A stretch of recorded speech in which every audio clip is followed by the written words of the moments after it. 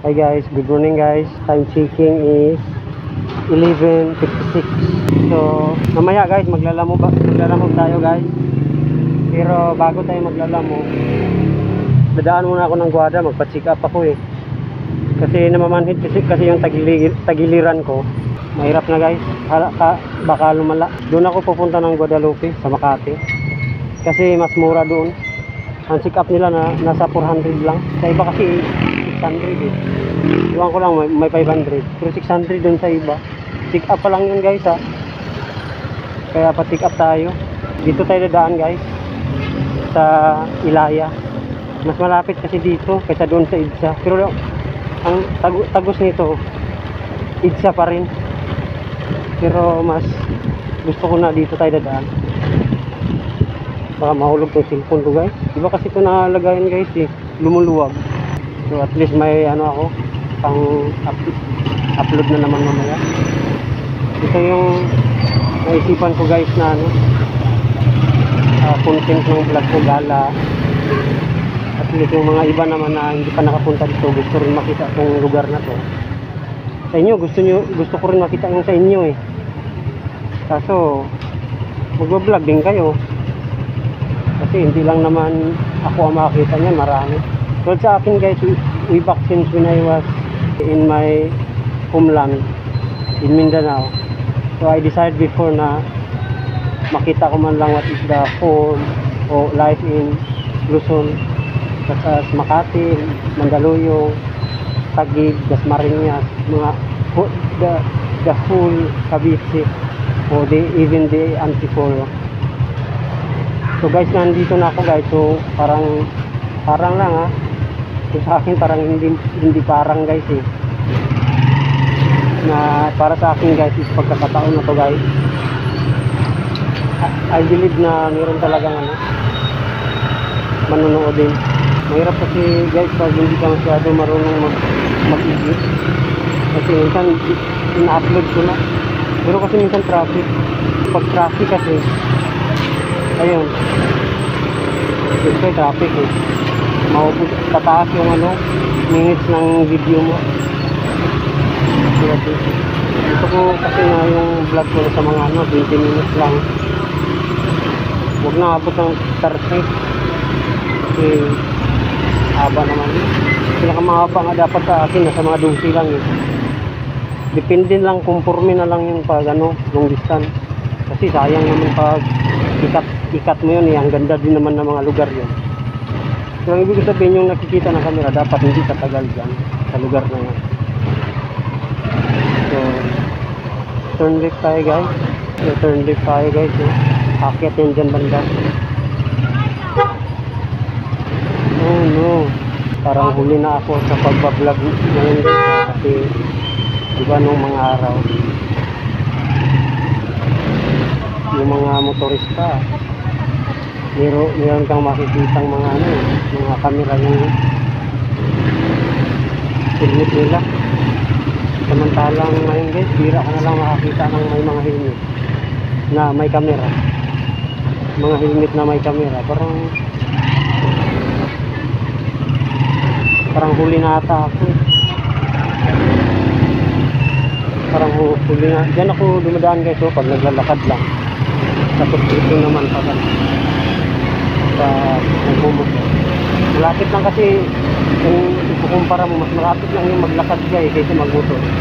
Tapos ang hirap pa sa motor guys pag bukod lang pag naglalamog tayo, siyempre dalang-dala natin kung saan tayo.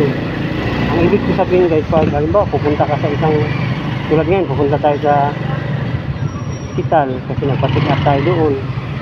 Siyempre iwan mo yung motor mo guys eh. Once iwan mo yung motor mo guys, magbabayad ka noon. Kung doon ka naman magpaparking sa halimbawa sa trabaho ko, company pala ito dito.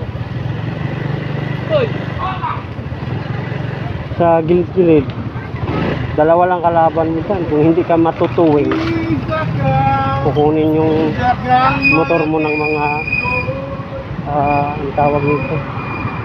Basta may tawag din sa mga LTO. Eh, baka naman nakawin.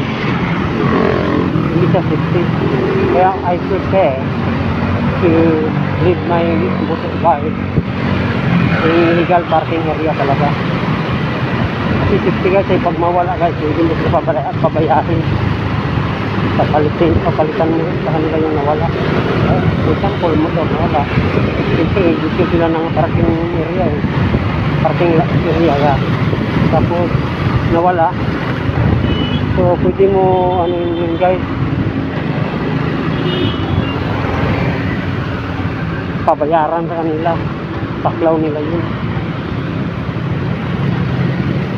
So dito tayo guys,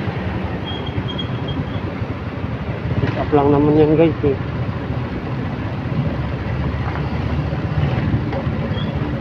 Yung iba kasi pag kahit pick up natatakot sila kasi pala nila kukuhanin ng dugo. So, sa akin kahit kukuhanin tayo ng dugo guys, di tayo takot sa ganyan guys, sanay na tayo sa ganyan. Kasi dati akong construction worker eh. Pag construction worker ka kasi twice a year ka kukuha na ng dugo na. Swerte na lang pag yung isang company yung kaabot ng 1 year bago ka kukuha na. Pero nasaranasan ko ng every 6 months. Sinasahan na talaga ako guys. 10 taon ko sa construction na ito. So dito na tayo. Guadalupe guys, yan yung Guadalupe. Itong area pala guys, itong Binay pala ito. Kaya may nakalagay letter B. Kay Binay yan. Ano yan siya? Park. Parang galaan ba? Kaso, iwan ko lang kung may entrance yan. Pero sa tingin ko wala naman. Pero parang wala akong masyadong nakikitang pumapasok ng mga taga. Siguro yung mga tauhan niya lang. Pero sayang yung area guys eh. Kasi pag doon ka sa isa, sa taas, paigsa kasi yan yung daanan na yan. Pakanan isa. Makikita mo sa baba guys. Ang ganda galaan. Mayroong fountain, mga black. Ito ang ganda. Dito tayo guys no. Nakahiya pala minsan yung mag-vlog ko guys. Dahil pag naghinto ka. Kasi nakikita ng mga yung mga naririnig ng tao dito sa salita. Ingat bakit rata ito ha. Pero wala nang problema yan guys. Normal naman yung sa panahon natin ngayon. Sakya tayo. Sakya to guys no. Pero akit pa rin yung bike guys. Pang sigin ano nga siya. Gear.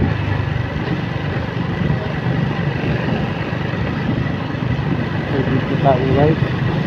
Sakya. Sana mabigyan tayo ng resibo. Ay resibo kita. Kasi pangit yung magtrabaho tayo guys na may iniindang tayo na karamdaman. Hindi naman masyado malala pero para kung baga ano ba, you are na comfortable to what you are doing because of the feeling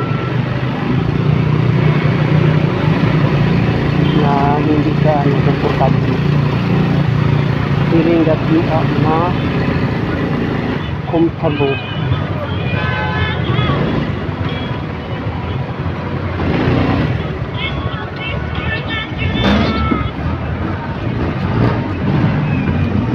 Tayo maka-overtake nito, hindi talaga tulong talaga sa mga tao na ito ah.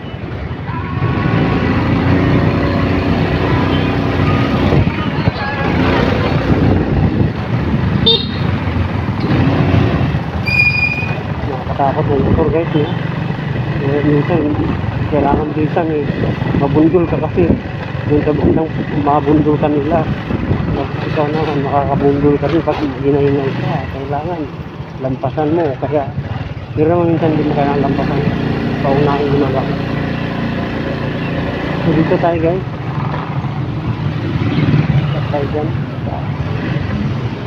Na ano kasi ako kung saan ko iwan yung motor eh. Dapat may mga parking area ko. Kaya siguro mo yung iba mahal kasi may sarili ng parking area.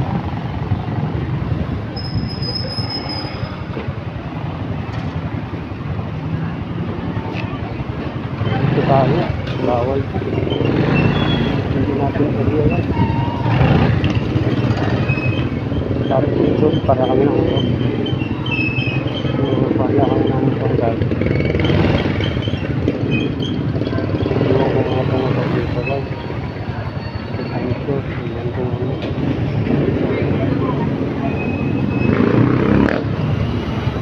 Iniwan yung motor guys. Yan, oh.